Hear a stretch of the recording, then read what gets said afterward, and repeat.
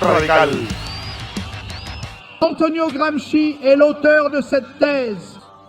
Une véritable crise historique se produit lorsqu'un élément est en train de mourir sans finir de mourir, tandis qu'en même temps, quelque chose est en train de naître sans finir de naître.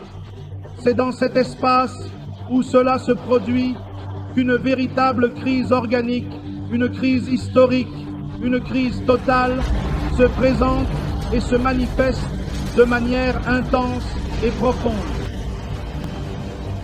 Gramsci a également esquissé et développé la thèse du bloc historique qui représente l'hégémonie d'une classe capable de former un bloc historique dans lequel ils peuvent bien s'organiser et exercer leur pouvoir.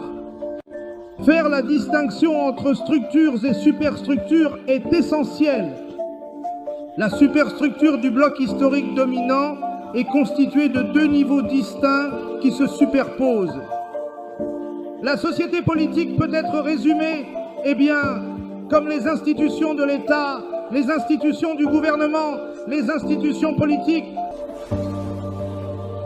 La société civile, un niveau différent, est constituée d'institutions communément appelées privées. Ces institutions servent de moyens à la classe dominante hégémonique pour diffuser son idéologie dans tous les domaines de la vie.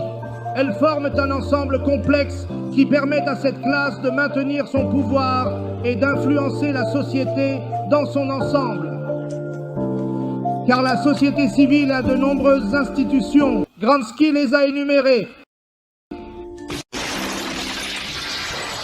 L'une d'entre elles, l'Église, l'élite catholique, à quelques exceptions près, s'est toujours alignée et a été une composante majeure du capitalisme mondial, faisant partie intégrante des blocs capitalistes. Les médias sont une autre des puissantes institutions de la société civile hégémonique qui exercent une influence considérable sur l'opinion publique. L'Église, les médias et le système scolaire sont les trois grands corps organiques qui se chargent de diffuser, informer et éduquer. Ils jouent un rôle essentiel dans la société en influençant les croyances, les opinions et les connaissances des individus.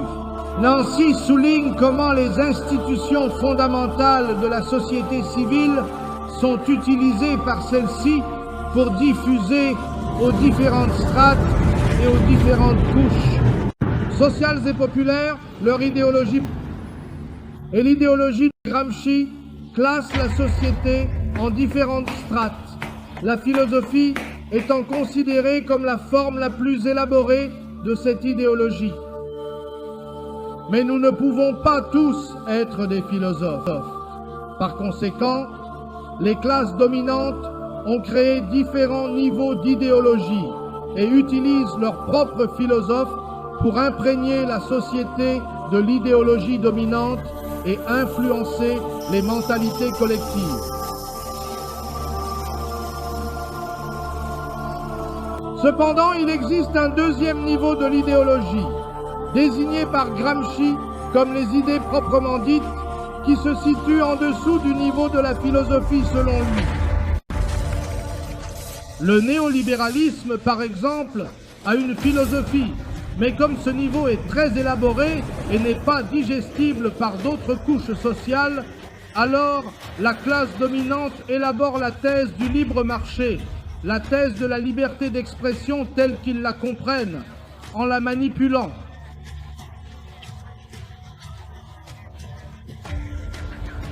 Selon Gramsci, le bon sens est un troisième niveau dans les strates idéologiques qu'il évoque dans ses travaux. On entend souvent cette expression « Pourquoi tu fais ça ?» Beaucoup de gens diront « Eh bien, je ne peux pas l'expliquer de manière philosophique. Je ne peux pas l'expliquer idéologiquement. Toutefois, c'est mon bon sens. » À présent, le bon sens est le fruit du bain de la philosophie dominante et de l'idéologie à travers diverses formes différentes.